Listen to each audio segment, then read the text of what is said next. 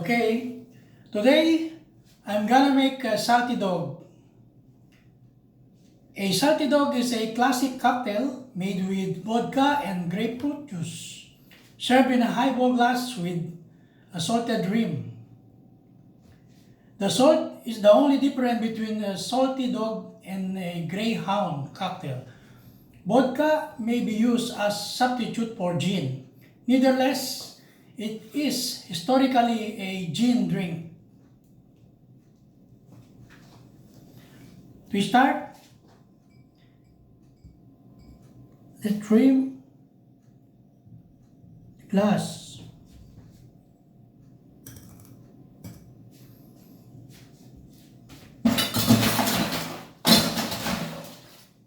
Put some ice.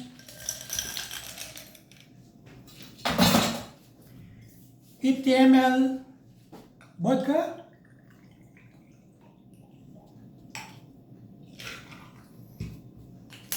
Okay.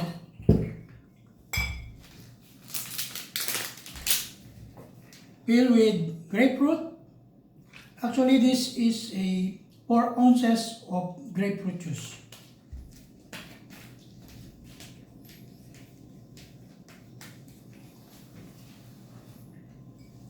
Garnish with lime wedge, with straw,